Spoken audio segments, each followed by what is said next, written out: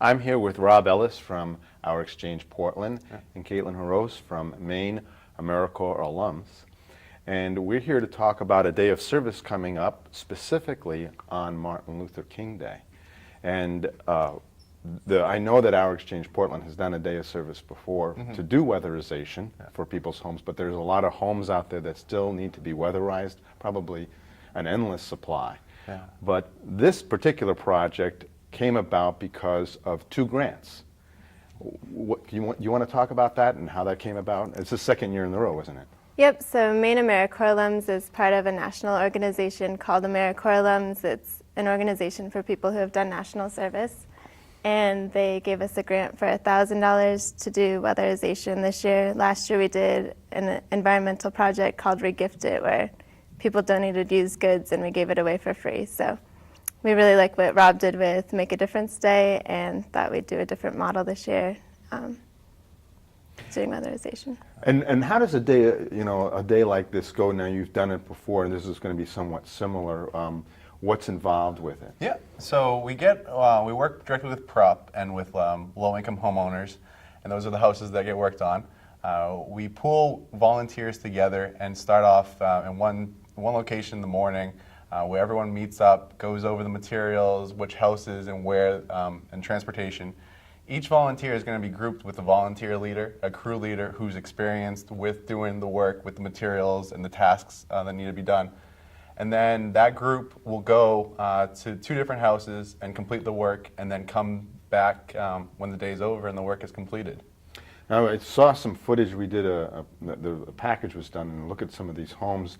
They really are in need of some serious, changes in order to weatherize them. How do you recruit the volunteers to get all that work done? Yeah, that's always the fun part of it, of trying to reach out to the community and get volunteers to help with that.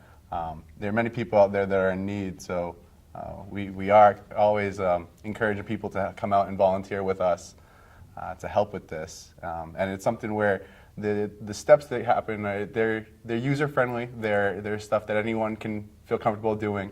And with having a leader in each group, there will be supervision and a helping hand no matter what may happen. Or if you're not too comfortable putting plastic on a window, there'll be someone there to guide you.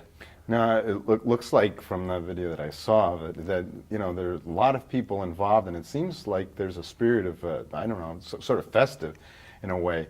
People have fun doing it. I take it that you don't have to have any special skills to do this. Exactly, right. No prior skill or experience is needed, and we've actually had some volunteers come that were interested in having and doing this work on their own house, but they've never done it before, so this is a great way for them to get some experience and then take it to their own place and apply those skills. How many volunteers do you have so far?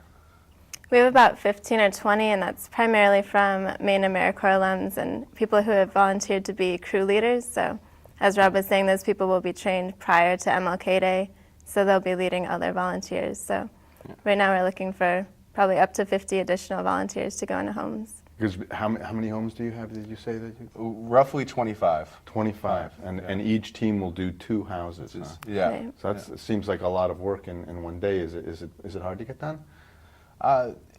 It's a challenge, but with the right people and a good attitude, it certainly can be accomplished. I can't imagine the people who live in those houses how appreciative they must be for this. Yeah, very appreciative. And what's some of the stories that you ran into when you did this before? Yeah, definitely. With one house specifically, it was an older gentleman, and he had a really drafty living room area, and every time that he would sit down on the couch, he would always be feeling the cold air come in. So by putting the plastic over and doing some caulking, some basic caulking around the window, that made a big difference, and he was really appreciative of the volunteers. And it must make the people who get involved feel good about it at the end of the day. Yeah, definitely. If somebody is interested in doing this, what should they do? Yeah, they can contact me here at Our Exchange. That number 874-9868, and my extension is 205.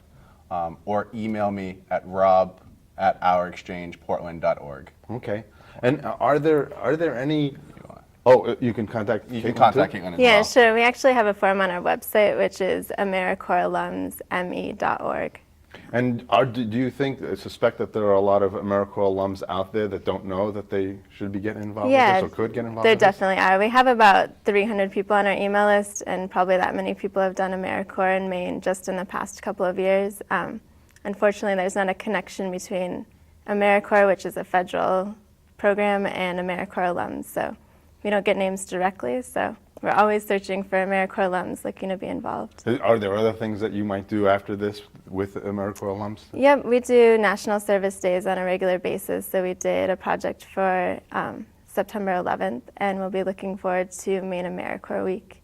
And AmeriCorps Week takes place in May. So if there are any AmeriCorps alums out there who seem to be interested in projects like this, but they can't do this specific one, it still pays for them to get in touch with you and let them know that they're out there and they're interested. Absolutely, yep. Well, it's a great thing that you're doing, and I appreciate you very much for coming on and talking about it. I wish you a lot of luck with it. Thanks, Tom. Great, thanks. Great. Back to you, Beth.